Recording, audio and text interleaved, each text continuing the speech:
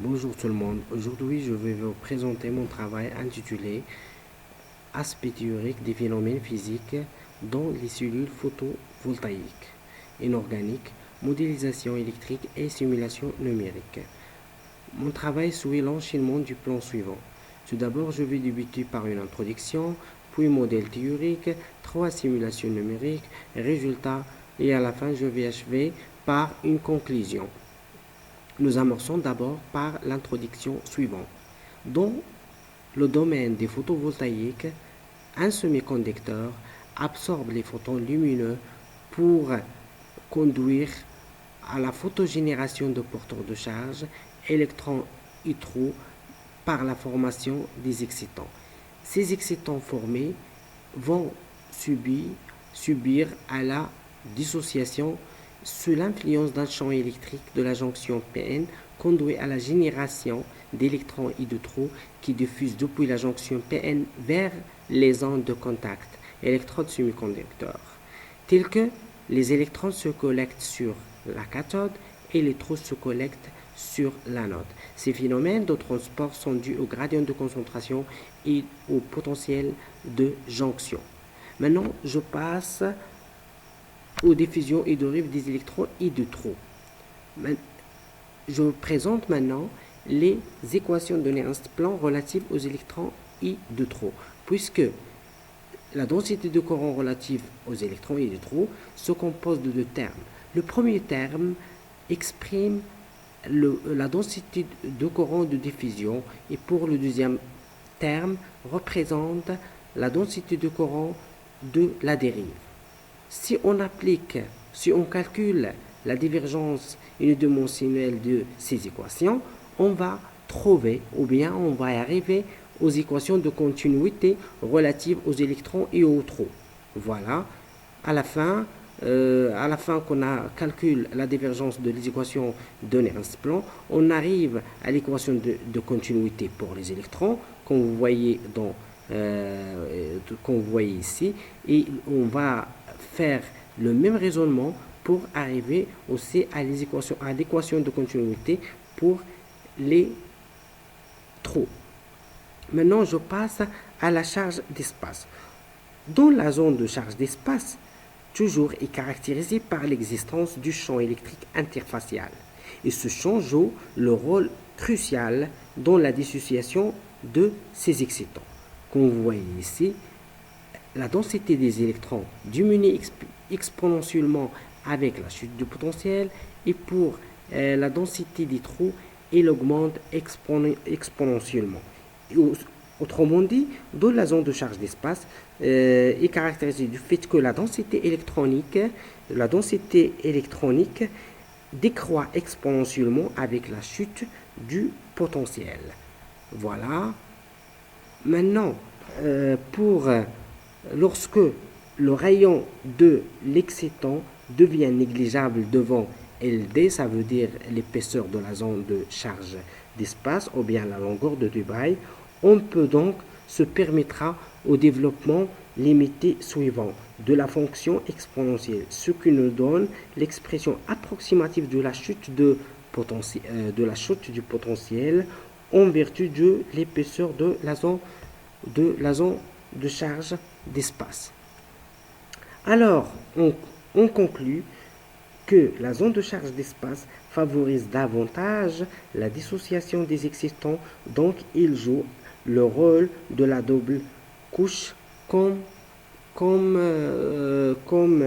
dans l'électrochimie. Maintenant, je passe à la simulation numérique, ça veut dire quelle est la méthode qu'on a adoptée durant cette étude. La méthode utilisée dans cette étude, c'est la méthode de Runge-Kutta grâce à sa simplicité et sa facilité et son adéquation pour la résolution numérique. Voilà les maillages qu'on a adoptés dans cette étude. Et G, bien sûr, sont des indices de discrétisation. Je présente maintenant la discrétisation de l'équation de Poisson.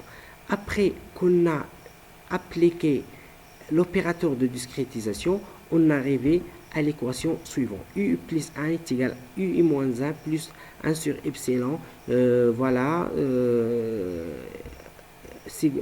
sigma NE moins sigma NH moins sigma N plus moins sigma N moins sigma du piège fois delta état.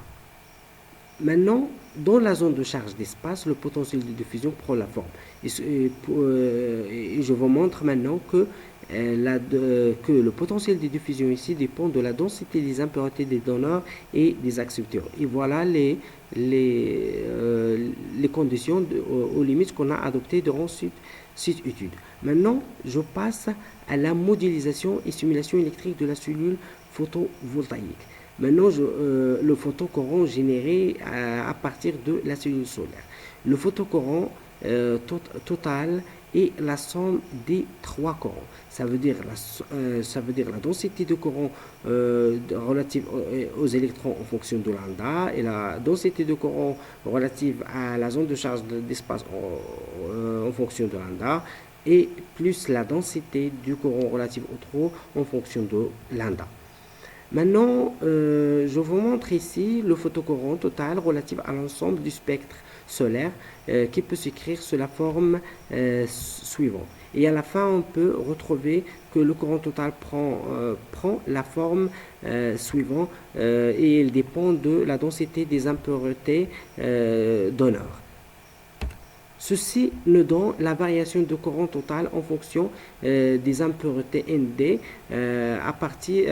d'après la simulation qu'on a fait pour l'équation qui se précède. Et voilà le résultat qu'on a obtenu dans la figure 1.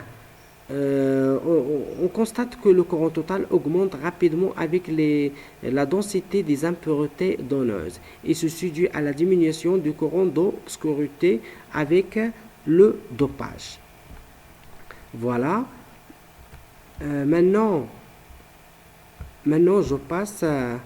je passe au rendement énergétique de la cellule. Je vois que ce rendement dépend de rendement quantique. Voilà le rendement énergétique qui dépend de QE, ça veut dire le rendement quantique.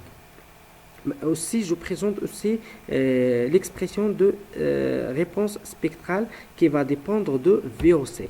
Voilà ce que vous voyez ici, que la réponse spectrale varie lentement avec le potentiel de circuit ouvert.